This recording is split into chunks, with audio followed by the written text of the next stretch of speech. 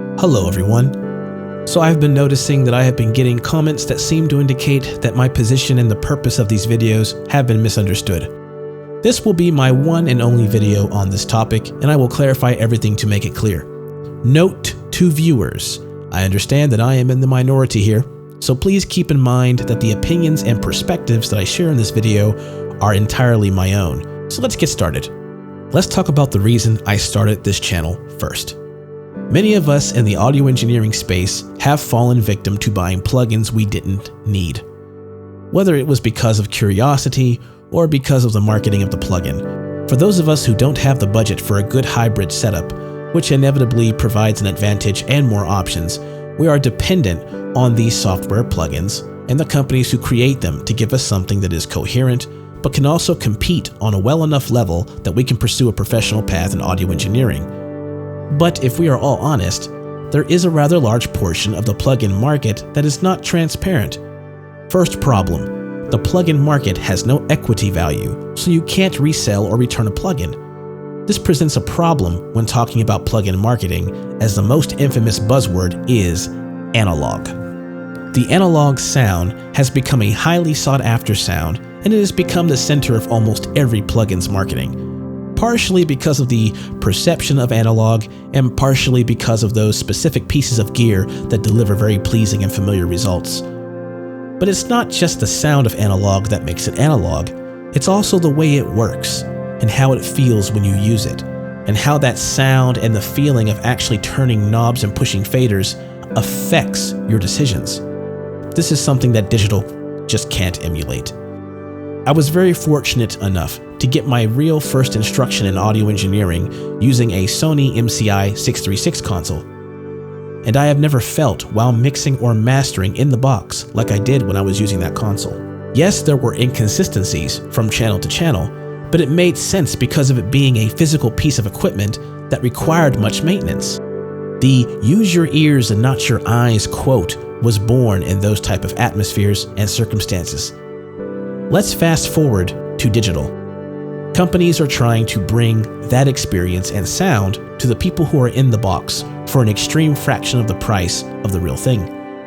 Right away, we should all know that it's not going to actually be a replacement for the actual hardware, just some of the flavor.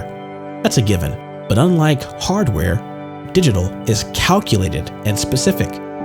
To emulate the inaccuracies of the analog domain, you walk a thin line of possibly misleading your customers depending on your approach, and this is where I tend to get frustrated with plugin companies. Granted, those in the business who have been using the analog equipment for decades will appreciate the emulation of analog much more than the average in-the-box user. However, considering that digital can't possibly feel like the real thing under your fingertips, I am convinced there is a better way. Let me give you an example. Let's take the guitar sample library market.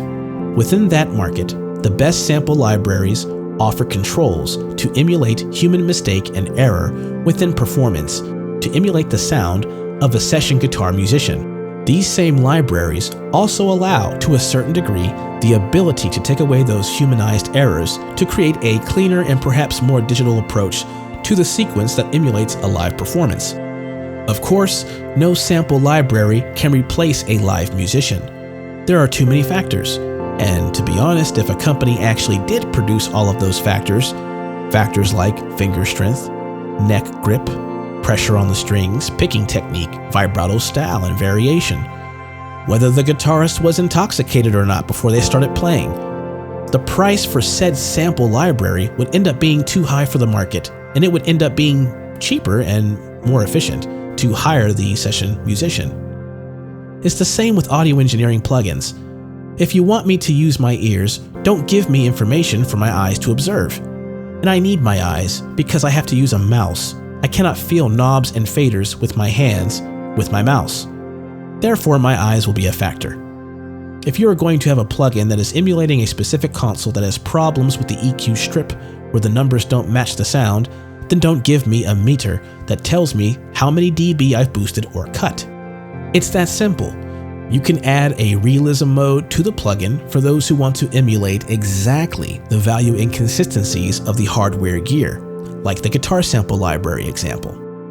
Nobody worth their salt is going to contest or protest an SSL console that is decades old and has in turn developed inaccuracies that create character that are mathematically wrong. Nothing wrong at all with chaos theory. In fact, we need quite a bit more of it in music and sound. But if you sell me a plugin that is described as emulating that console and the chaos theory, which once again is about using my ears and not my eyes, but you send me data for my eyes to collect and it is incorrect, then that isn't chaos theory, that's confusion theory. I can't be the only one aggravated by that. Adding to the problem, you can't properly compare plugins and make informed decisions if the values are incorrect, and in doing so, you produce a false perception. Listen very carefully.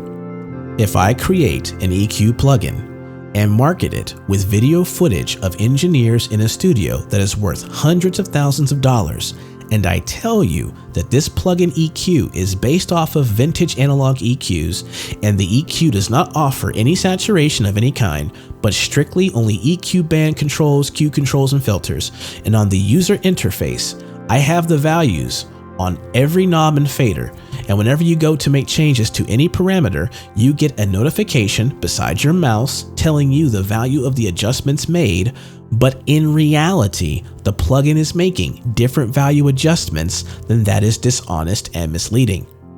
Your perception of the EQ is different because now you think that the low end is smooth, but actually it's because the low band is wider and boosts very conservative amounts despite the changes you think you are making.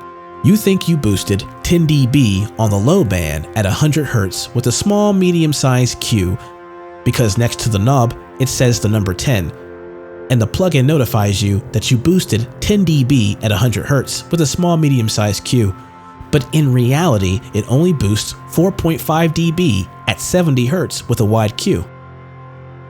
That is deception. It's not deception when it comes to analog because there are many physical factors that play a part, but plugins are code, not physical. Convolution plugins get a pass because they are literally sampled hardware. That's my stance, and that's it for this video. Happy mixing.